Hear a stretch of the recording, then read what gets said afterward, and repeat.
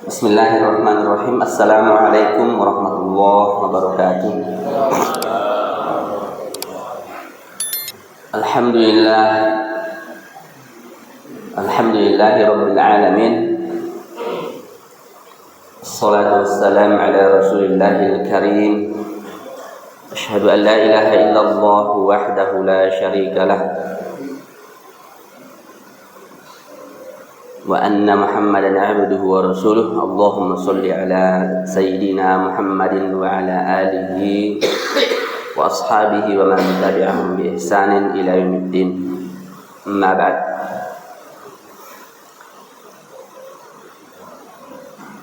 Para jamaah subuh yang Allah muliakan, insyaallah karena imannya, karena ketakwaannya, karena keistiqomahannya. Ini tema kita memang terkait dengan bagaimana mengaplikasikan nilai wahyu di era-era pertama kenabian. Tema ini sebenarnya cukup menantang. Menantangnya karena ada lakon, ada pelaku ya. Ada pelaku yang mesti harus memahami situasi kondisi yang berkembang di zaman itu. Mana ya? Ya. Dan siapapun di antara kita bila mana masuk dalam suatu wilayah, masuk dalam satu tatanan kehidupan, maka bila mana kita mengacu pada wahyu pertama, mestinya agar tidak ada banyak hal yang tumbuh ya atau muncul permasalahan, maka mesti kita seminimal mungkin merujuk pada wahyu pertama itu ya. Ya. Kenapa seperti itu? Apalagi sebagai seorang penyambung lidah Rasulullah, katakanlah itu kiai atau dai, mestinya kita memang cerdas melihat keadaan. Dan kita semua ini dai, kita semua ini adalah, kalau dalam banyak ayat itu ya, dalam beberapa ayat itu diberikan sinyal bahwa kita sebagai seorang mukmin ini mesti tampil sebagai penyampai agama dalam segala keterbatasannya, dalam segala ya kondisi yang menyatu di sana, bahwa dia seorang mukmin, dia seorang penyelamat. Ya, kan sudah lumrah dan sering kita dengar bahwa kafatan linnas wa rahmatan lil alamin. Seorang mukmin itu dia harus menjadi rahmat bagi seluruh alam.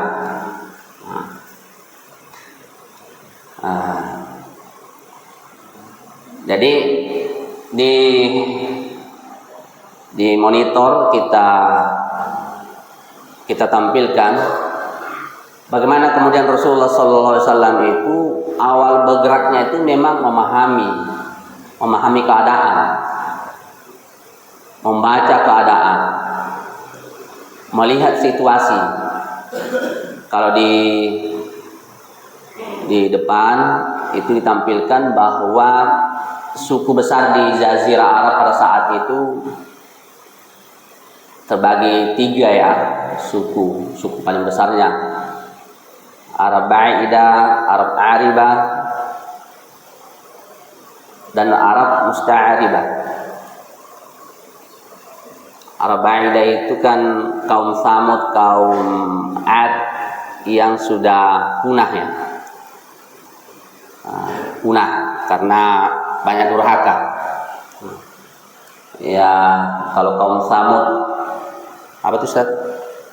Dihancurkan karena melakukan apa itu? Ya. Kaum Ad juga begitu, demikian yang lain.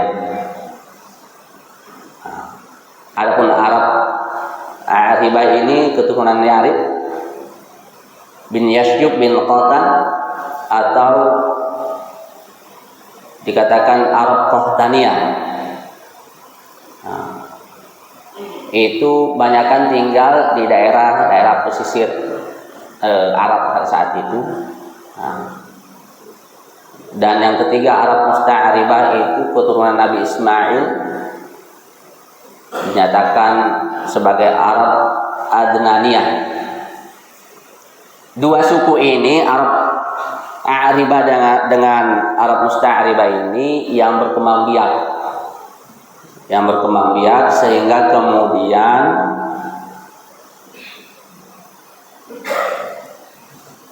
ya, dari dua suku ini berkembang biak menjadi 7 suku besar. 7 suku besar. Yang pertama suku Jurhum, kedua suku Khuza'ah, ketiga suku Quraisy. Suku Jurhum ini tadinya menguasai pemegang kunci Mekah, Ka'bah. Tapi karena dia menyeleweng dan dia kemudian diusir, ya. Ini hati-hati nih. Seorang yang terpandang, seorang yang diakui tadinya karena ketokohannya, suku ini menjaga marwahnya, menjaga akhlaknya, kemudian melenceng, akhirnya diusir, ya, diusir. Jadi kalau ada pendakwa diusir, itu hati-hati.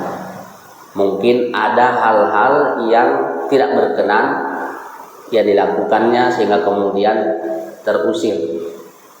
Karena itu memang aksioma kehidupan bahwa mayoritas dasar masyarakat itu secara naluriah senantiasa menginginkan kebaikan.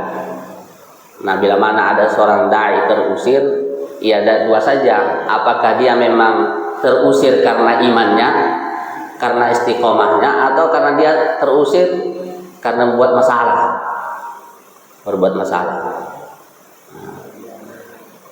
Kedua suku Khuza'ah.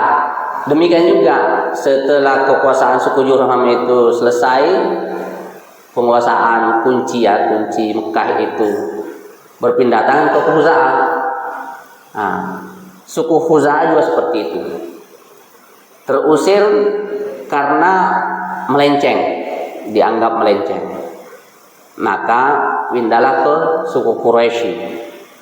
Nah, suku Quraisy ini menikah dengan salah satu keturunan suku Quraisy menikah dengan keturunan suku Khuza'ah, sehingga kemudian peralihan pemegang kunci Ka'bah itu beralih kepada suku Quraisy. Itulah keturunan Rasulullah ya, dari situ suku Quraisy. Ada juga suku Aus dan Khazraj yang dalam perkembangannya itu suku ini banyak berkembang di Madinah, ya. Dan dua suku ini suka berantem. Suku Aus dan Khazraj ini, ya, mirip-mirip kalau sini nih, mana ya? Ya, orang Dayak dengan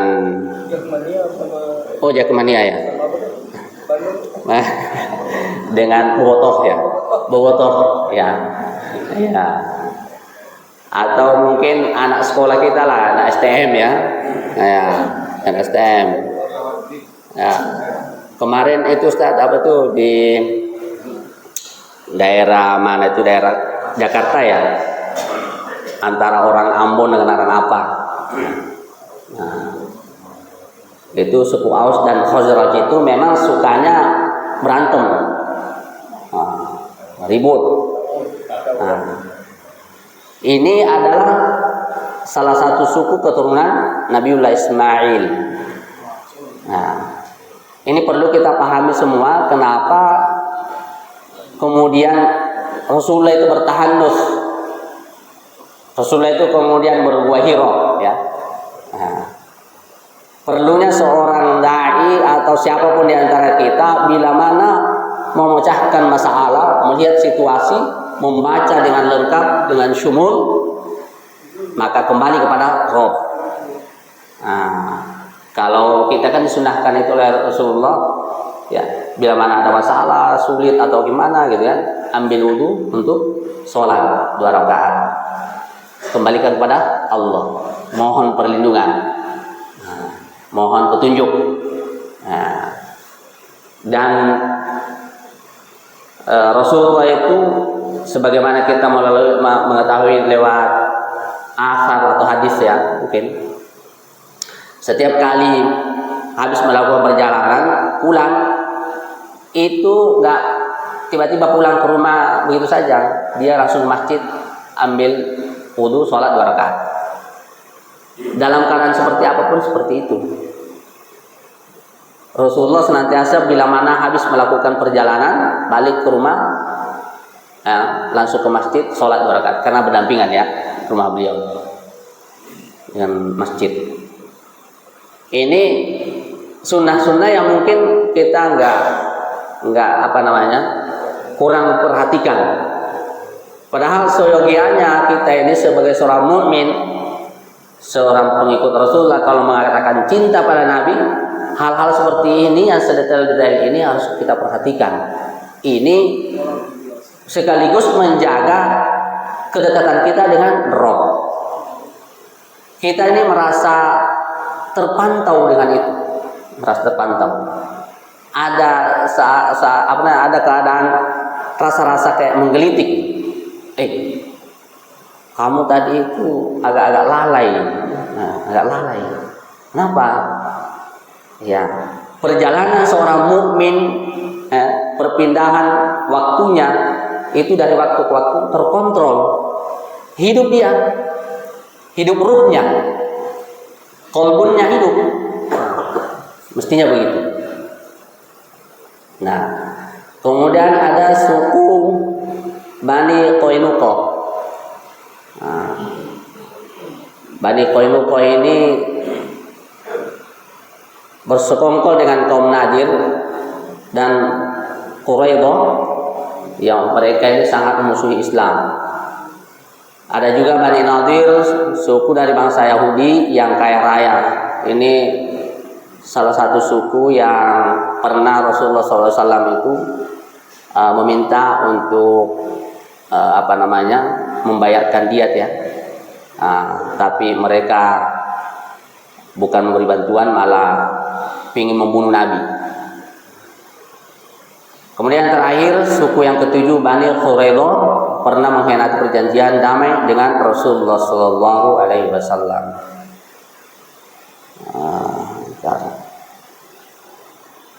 Kemana sih? Halo.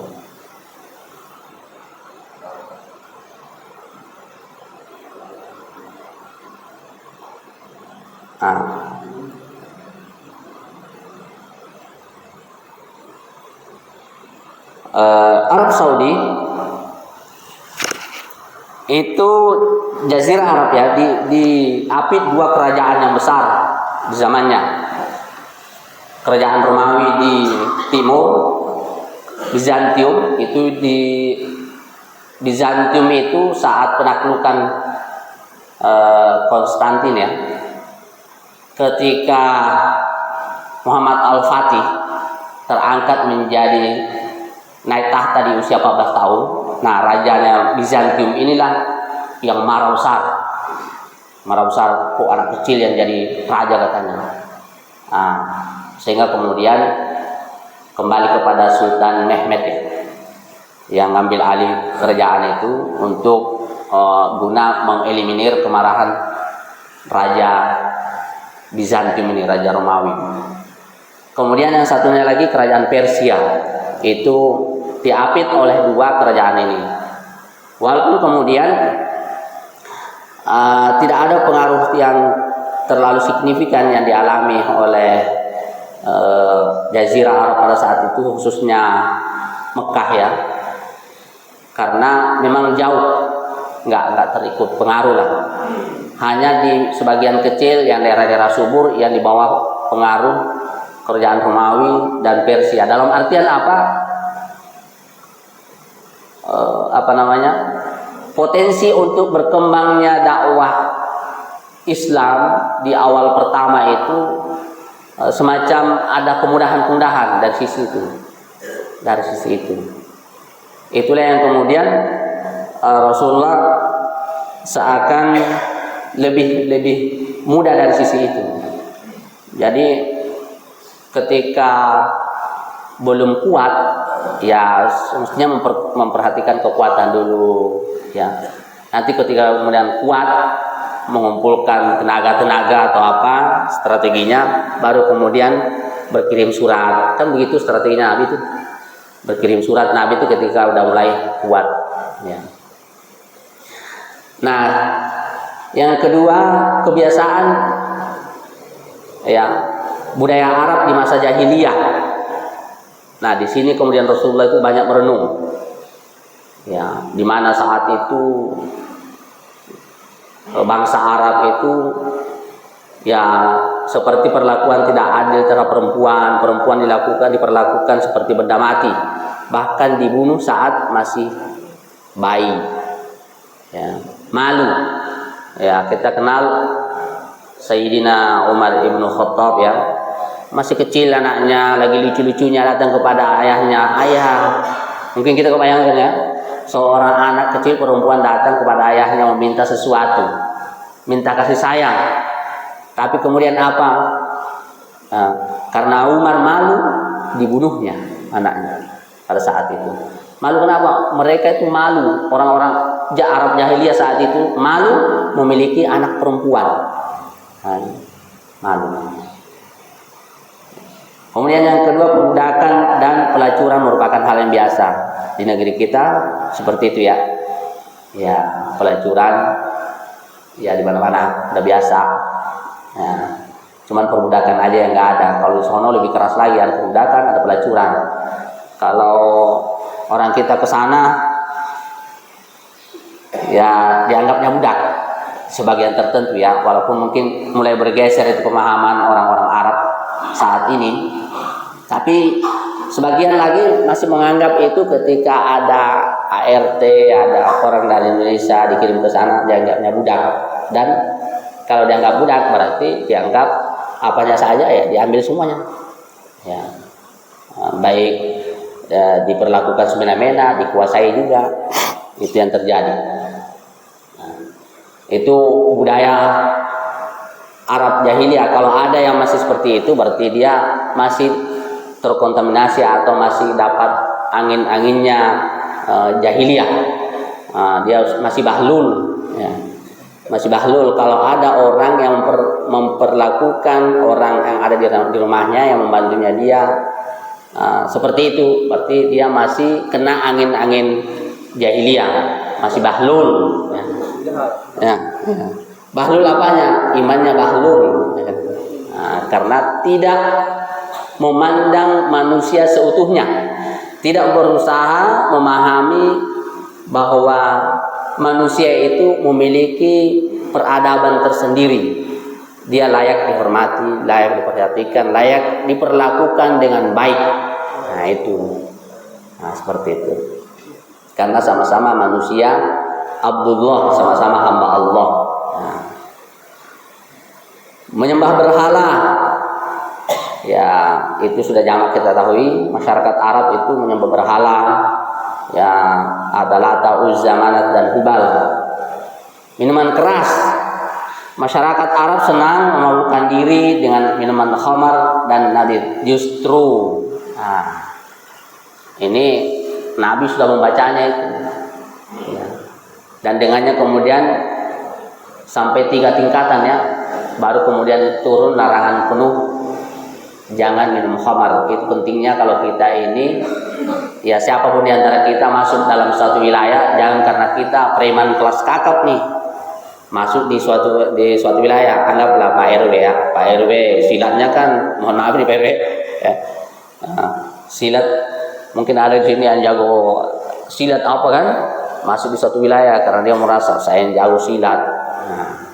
Oh di sini banyak kemaksiatan, tahu-tahu datang langsung putar silat, ya dihabisin. Walaupun jago silat ya, kalau dikerubunin 100 orang kan ini juga gempor juga.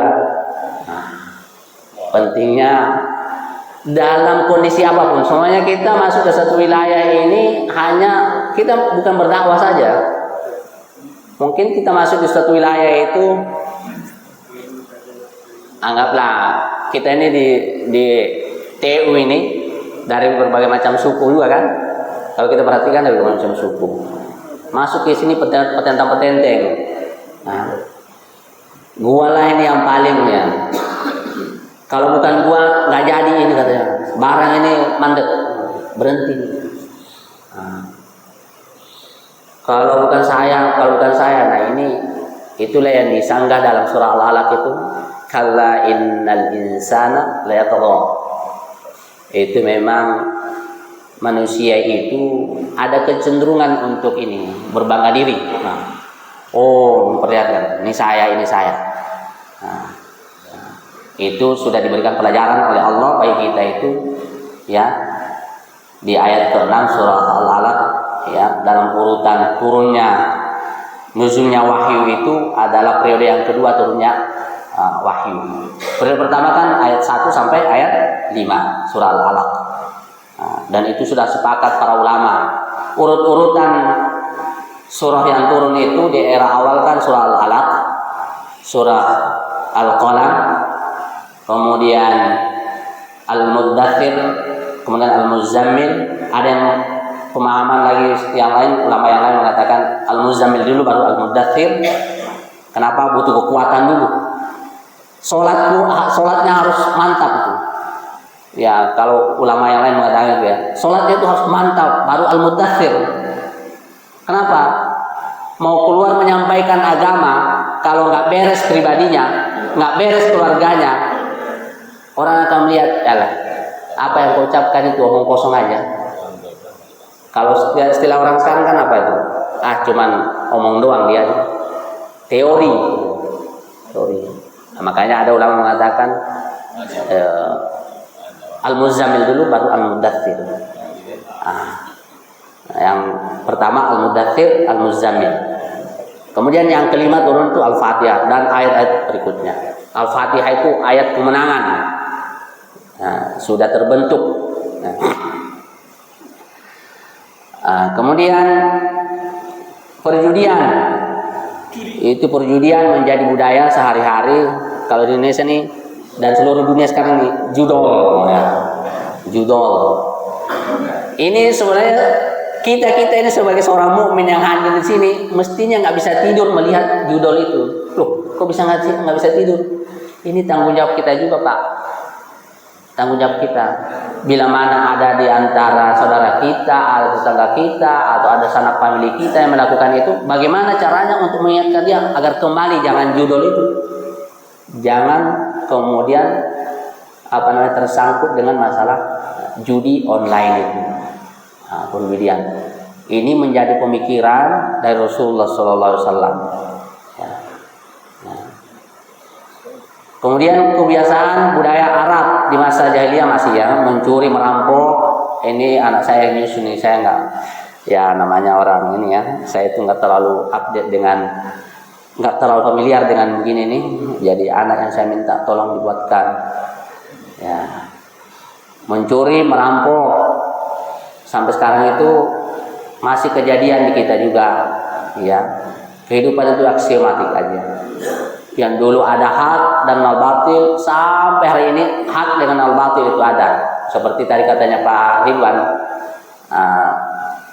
Samuel Phillips Huntington itu ya, bahwa arogansi atau rivalitas kali ya, rivalitas ya, berhadapan-hadapan itu antara hak dengan yang batil dari dulu sampai hari ini.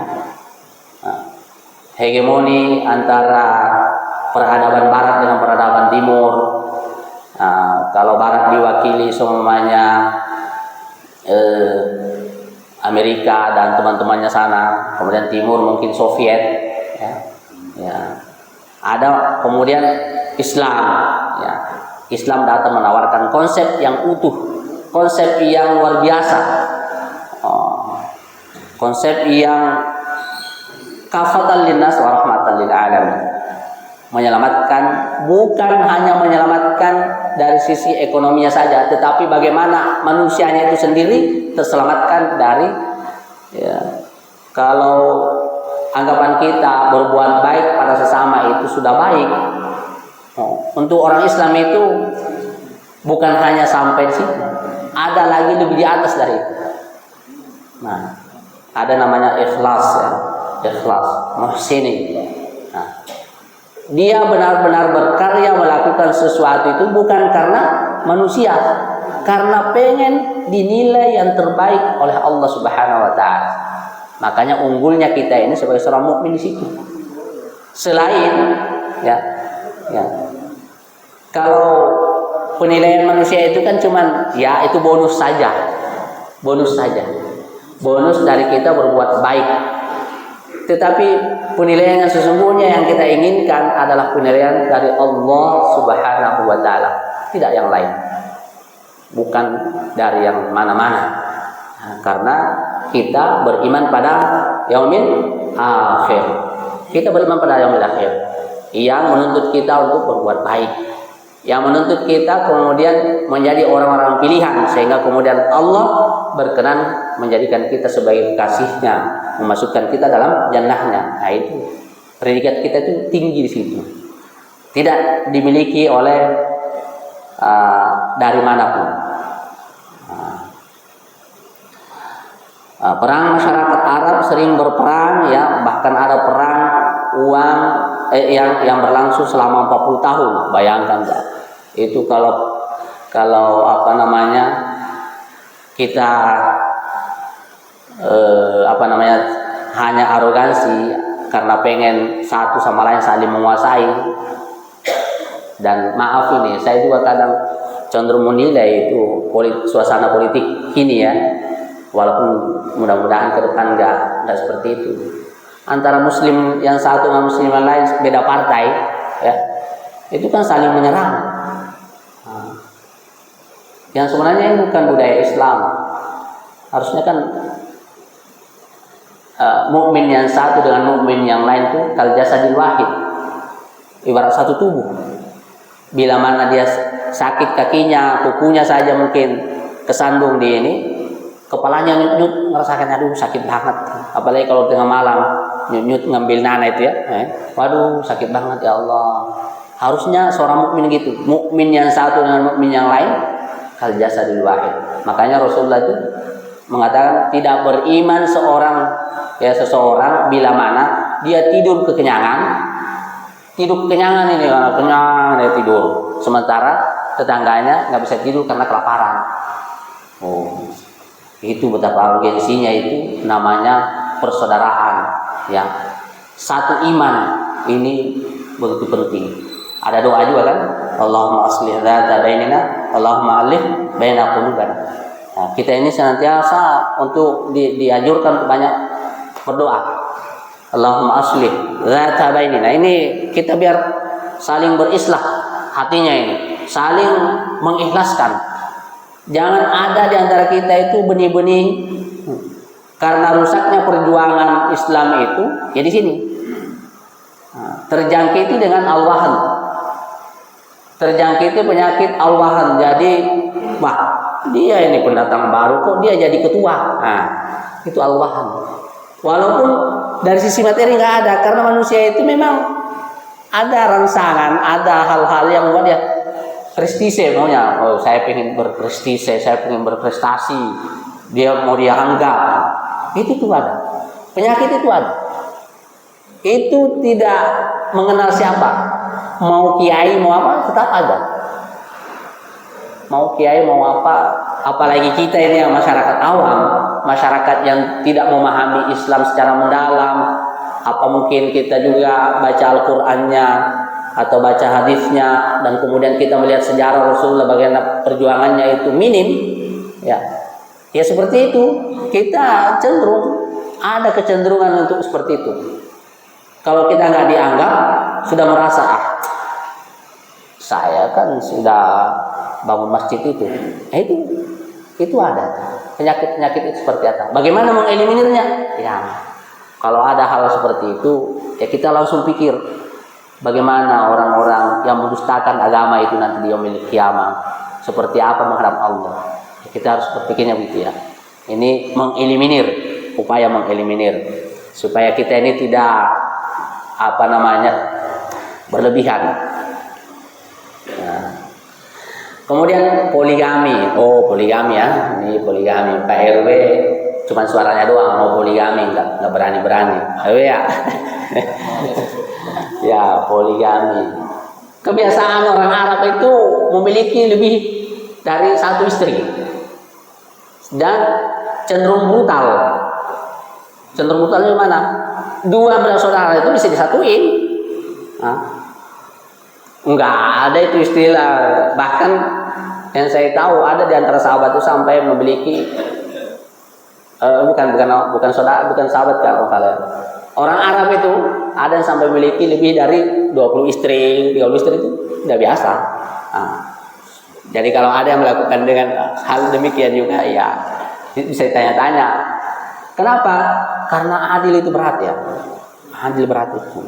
Jangan lebih dari satu ya. Kita aja, anak kita ini, sama saya ini anak 4. Yang satu minta ini, satu minta ini. Kalau duit ada, gampang kan? Ya. Ini masalah duit aja, ini masalah duit. Kalau duitnya lagi cekak, sulit berbaginya itu kadang. Ini sudah butuh sekali. Dan untuk berbagi itu, apalagi melebihi dari satu istri, berat ya. Berat. Ini baru kepada manusia. Bagaimana berbagi cintanya kepada Allah? Harusnya kepada Allah kan, terutama. Soalnya istri satu. Ini kalau istri satu ini. Panggilan azan berkumandang. Kita sudah harus segera menuju ke masjid. Istri kita mengatakan, "Abi, ayah kan ya? Ya, ayah itu. Angkat air dulu depan itu." Logika kita sebenarnya kan bisa mengatakan kan masih bisa anak kita yang gede itu mengangkat ke dalam daripada ini kan cuma ditarik aja itu selesai. Kadang kita menomorduakan urusan Tuhan, menomorduakan urusan Allah. Kalau kita lihat sejarah Rasulullah itu dan para sahabat itu, ya, memang senantiasa Allah yang dahulukan. Allah dahulukan. Ya tadi Rasulullah itu dalam perjalanan dari manapun pulang ke rumah dari perang perang kan butuh waktu lama kan. Balik ke rumah bukan langsung ke rumah, ke masjid wudu 2 rakaat. Dalam urusan apapun itu dalam artian Rasulullah itu benar-benar hatinya terpaut dengan Rabb. Sulit untuk digoyang oleh bisikan-bisikan yang lain, apalagi setan ya. Sulit karena komunikasinya sangat intens dengan Rabb-nya. Itulah Rasulullah SAW. Jadi itu ya masalah poligami. 2 bersaudara bisa disatukan. Itu kebiasaan orang Arab tuh. Sampai sekarang itu maaf kata nih obat kuat orang Arab punya katanya. Kuku bima. Marah. Padahal ada resep, ya. Ada resep dari seorang. Ini nggak apa-apa kita bicara begitu ya. Kita kan sudah menikah semua nih. Resepnya itu kan sebenarnya jaga ibadah, ya. Kemudian praktekkan bagaimana yang Rasulullah sunnahkan itu, ya. Wudu, doa, ya. Kemudian ada doa-doanya ya. Ya. Kalau mau kuat, nah ini ceritanya perkasa ini. Ada obat kuat kita Pak. Tinggal ditambahin aja madu selesai. Nah, ya, madu telur. Bukan porno ini, tapi ya ini juga pembelajaran buat kita.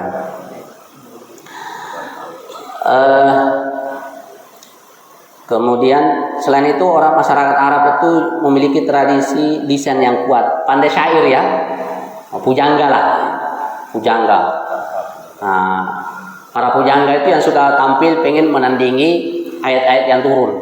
Nah, mereka itu sampai ada dalam Al-Quran itu Asy-Syu'ara ya, surah yang memang ya kayak apa ya, menantang para pujangga itu seperti apa sih ya, kehebatannya. Mereka jago syair. Nah, kita masuk mencoba mengupas surah Al-Alaq ayat yang pertama turun ya, ayat dan surah yang pertama turun surah Al-Alaq ya.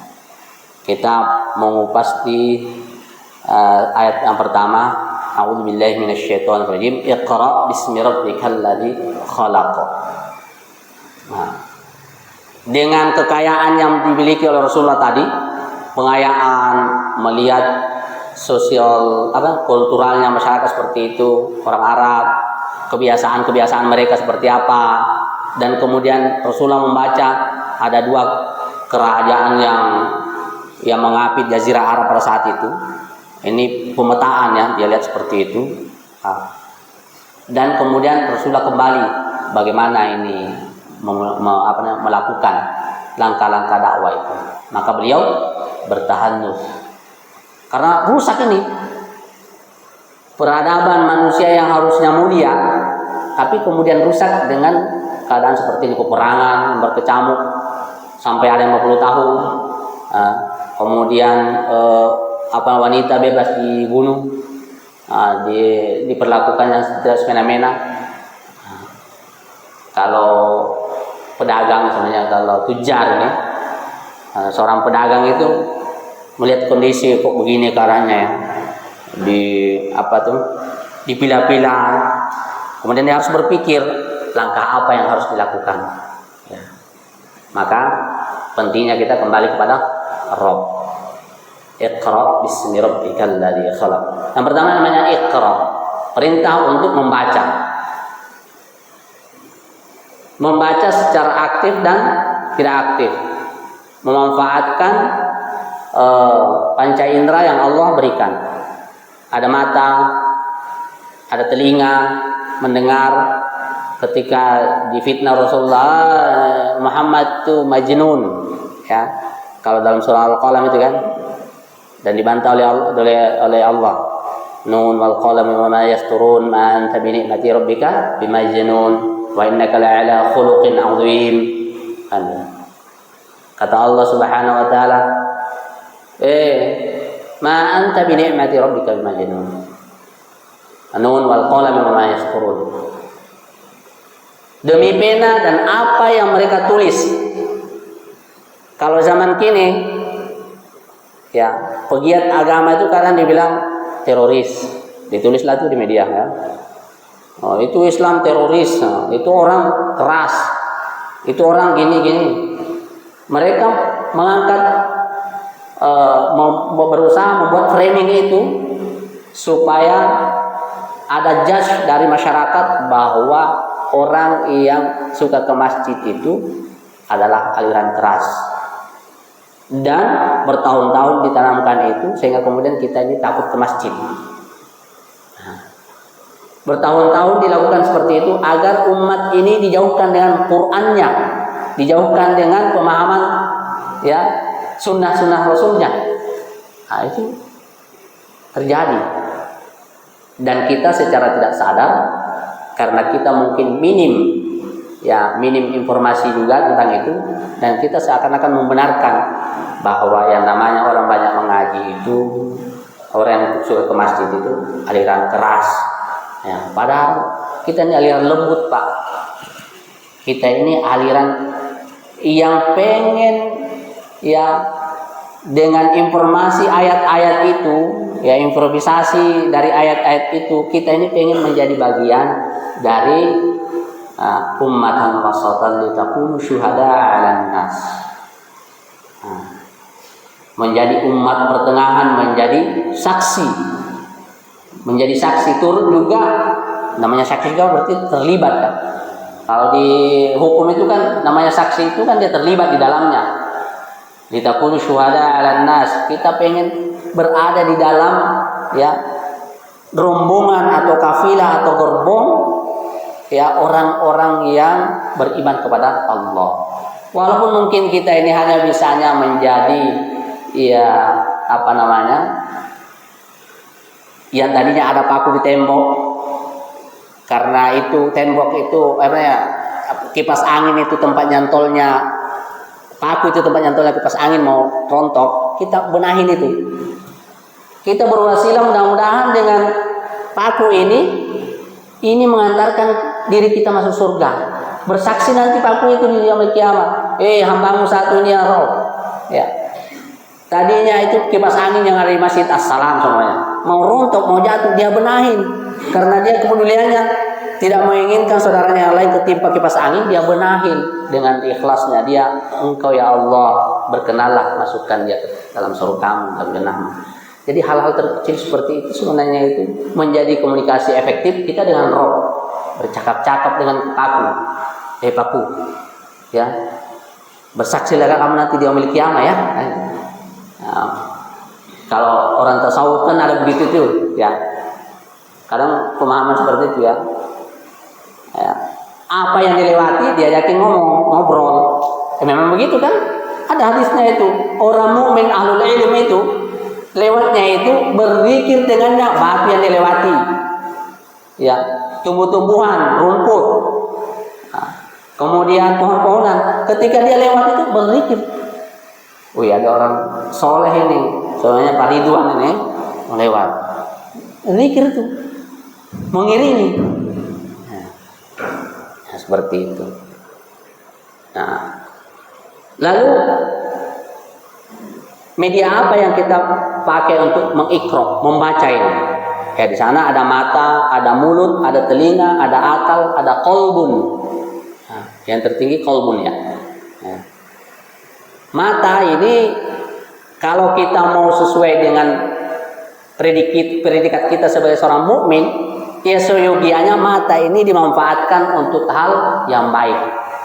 Ya, itulah makanya kita ini, ya, mungkin kita pernah mendapatkan sebuah asar bahwa ya beberapa ulama itu kalau dia hanya santai saja dia udah menangis. Menyesali, ya Allah, terlewatkan lagi satu peluang yang kemudian ya menurunkan derajat imanku. Kondisi imanku nggak baik-baik saja nih, padahal dia hanya sekedar santai-santai saja. Dia sudah menangis terseduh-seduh. Kalau kita ini jangankan begitu ya. Waktu yang ada juga kita pakai untuk hal-hal yang enggak. Nah, kadang mata juga ada yang lewat dihitung itu 1, 2, 3. Ini mata ini.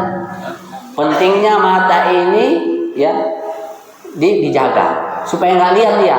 Kan nyanyiannya itu kan ada dari mata turun ke hati. Nah, dari mata turun ke hati. Ya, kalau ada lawan itu tuh lawan jenis kan, apalagi apalagi ada nyanyiannya lagi, kau di sana saya di sini ya. RT 5 RW 3 kan ada itu ya. Habis waktunya. Oh iya. Baiklah, saya atau kita tegaskan bagaimana fungsi-fungsi yang Allah berikan ini, fungsi mata, fungsi telinga, mulut berbicara dengan yang baik-baik saja ya. Nah, saya terakhir mohon maaf nih kalau kita main tenis meja itu ya, kadang candanya kelewatannya, saya mohon maaf ya. Ini juga saya kadang di luar kontrol ya, kontrol. Tapi nggak seru kalau main itu, nggak digocek-gocek dikit ya. Nah, tenis meja ini ya. Mulut, telinga mendengar yang baik-baik saja. La yasma'una fiha laghaw wa la ta'thima. Kebiasaan orang surga itu ya. Ini ayat ayat terkait dengan surga sebenarnya. Penduduk orang surga itu tidak mendengarkan dosa lagi, tidak mendengarkan perbuatan yang enggak. Itu karena kebiasaannya di dunia. Kebiasaannya di dunia itu menjaga telinganya dari perbuatan dosa, menjaga telinganya dari perbuatan yang sia-sia. Nah, itu ada ungkapannya Ibnu Mas'ud. Beliau mengatakan al-ghina yumbitul qalba yumbitun nifaq fil qalb. Nyanyian itu menumbuhkan nifak di dalam hati. Kama yumbitul baqla fi zar'i, sebagaimana kama yumbitul al-baqla fi zar'i, sebagaimana air menumbuhkan tumbuhan di atas bumi. Itulah nyanyian. Jadi orang yang suka menyanyi hati-hati, hatinya mati. Karena penyakit nifak itu bertambah dan bertambah. Setiap kali mendengar Inul menyanyi, itu bertambah nifaknya. Ada kalau lagunya kayak Bang Roma mungkin masih oke lah ya. Itu ya. Nada dan dakwah ya, ada dan dakwah. Oh itu bagus lah. Salawat ya. Ya itu syair-syair yang membuat kita dekat dengan Rasulullah, dengan ya, kemudian qalbun. Ya, mungkin itu yang kita bisa telaah. Mohon maaf atas segala kekurangannya. Ini baru ayat yang pertama dalam surah Al-Alaq. Ayat yang pertama turun itu kan surah pertama Al-Alaq sampai 1 sampai 5. Ini baru ayat yang pertama. Pertemuan berikutnya mungkin kita bisa ke ayat kedua, 3, 4, 5. Kalau bisa runut sampai surah yang kelima, Al-Fatihah. Supaya kita ini lengkap ini pemahaman kita tentang bagaimana sebenarnya ini peragaan wahyu melekat pada diri kita. Bagaimana apa yang kita harus perbuat, bagaimana kita melakukan khususnya pada diri kita ini agar menapak tilas perjalanan Rasulullah. Ya, karena Al-Quran dan Sunnah serta sejarah itu satu keterkaitan. Ya, Assalamualaikum warahmatullahi wabarakatuh. Bila mana silakan. Terima kasih Ustaz. Waktu kita masih ada 2 menit. Kepada jamaah, ada yang mendalami materinya Pak Syarif, rekonstruksi keadaan, boleh?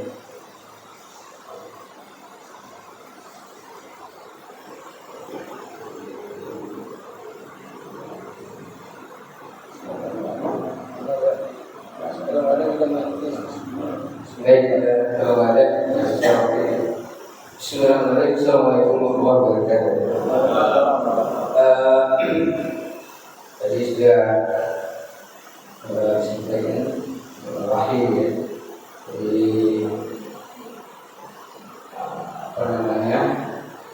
aktivitas dakwahnya Bapak hanya dibebankan kepada Rasulullah atau tidak ya.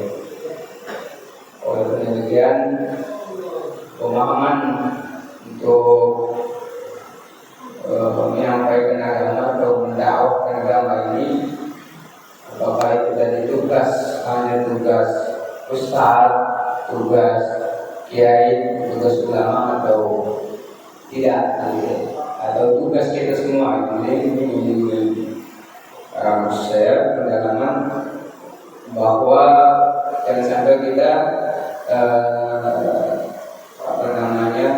tidak punya andil ya, dalam menyebarkan agama ini sangat suatu kerugian.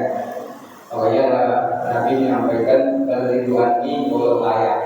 Pemahaman balighani walau ayat sampai ke walaupun satu ayat ini mungkin dipakaikan dengan dari waktu sasari. Apa makna dari balighani walau ayat? Ya demikian mungkin. Assalamualaikum warahmatullahi wabarakatuh.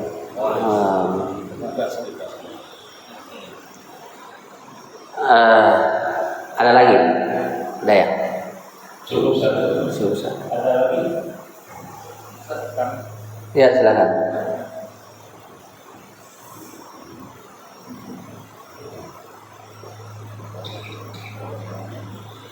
Assalamualaikum warahmatullahi wabarakatuh. Ustaz, yang mau saya tanyakan Ustaz terkait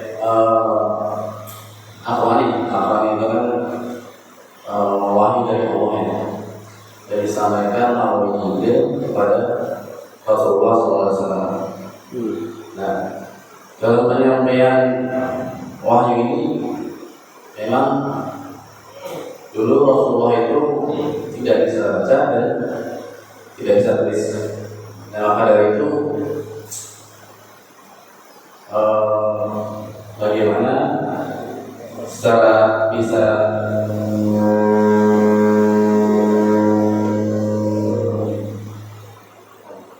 dan bagaimana Ustaz misalnya kan Al-Quran itu bisa tersusun secara dari Al-Fatihah sampai Anas ya. Padahal untuk surat ayat pertama itu ada ini Ustaz. Gimana? Pertanyaannya gimana tadi? Bagaimana? Susunannya. Oh.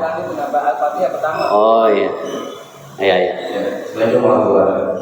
Waalaikumsalam warahmatullahi wabarakatuh. Baik, saya mencoba menjawab ya. Ini yang pertama tadi pertanyaan Ustaz Junaidi. Sebenarnya beliau ini sudah bisa ini sendiri gitu kan. Ya, mungkin maksudnya beliau ini bincang-bincang aja Ustaz ya. Balighu anni walau ayat.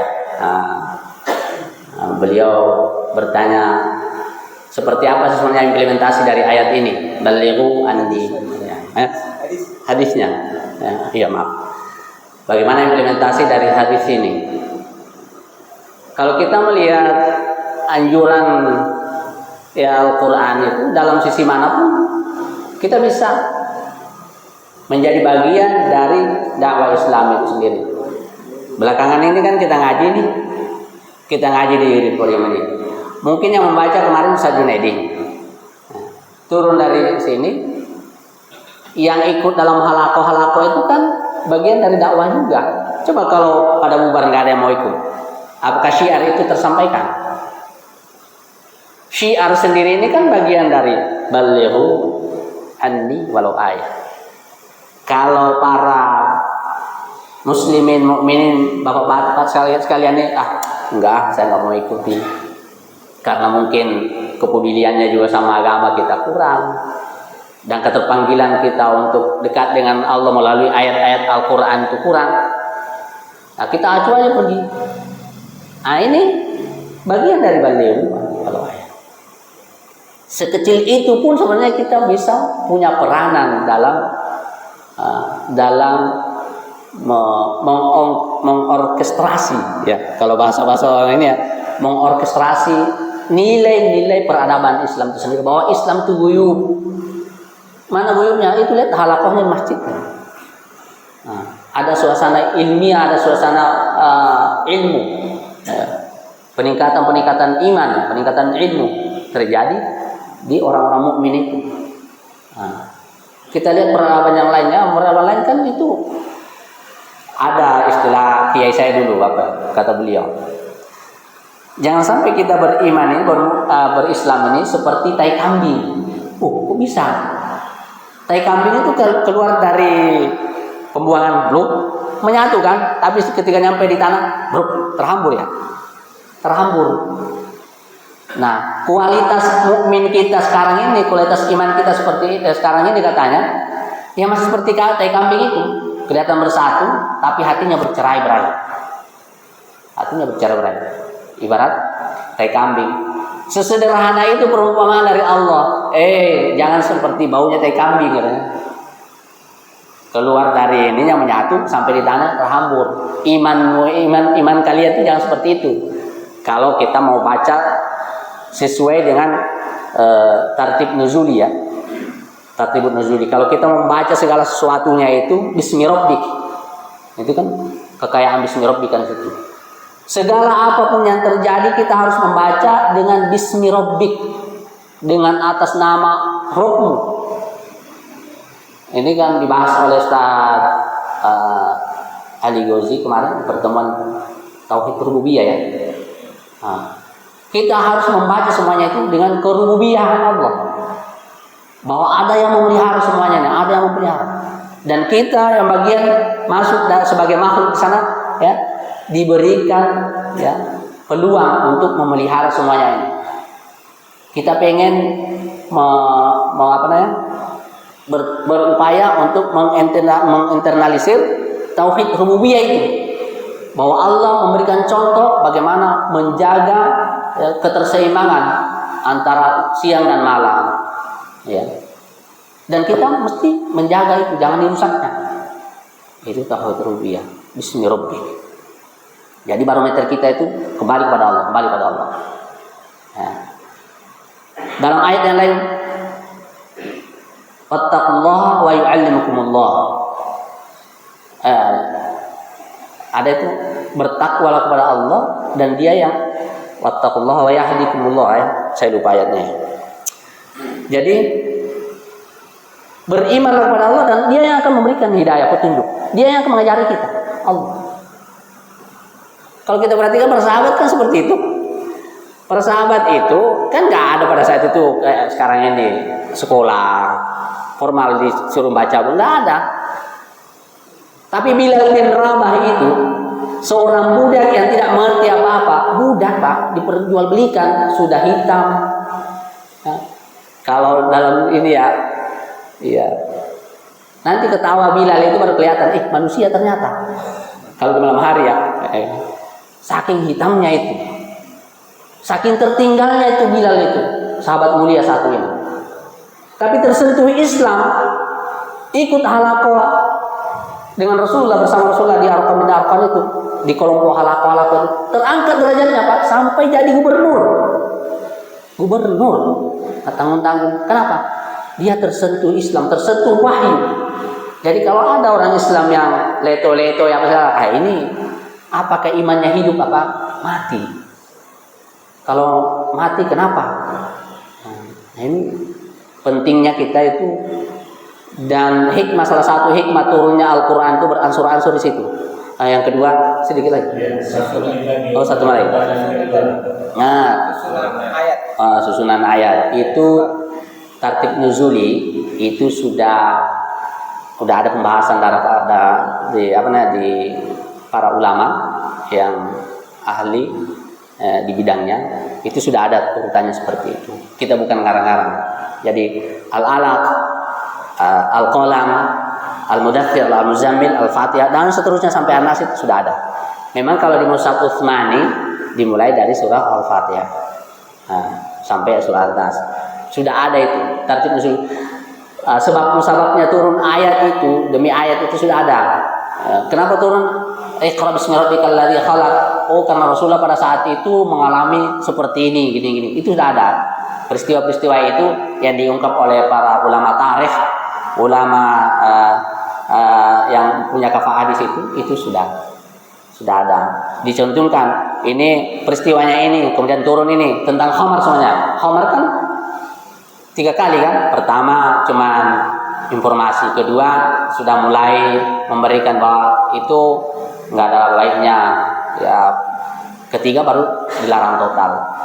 Itu pentingnya kita sebagai seorang mukmin ini mengerti dan memahami situasi dan kondisi dalam level apapun.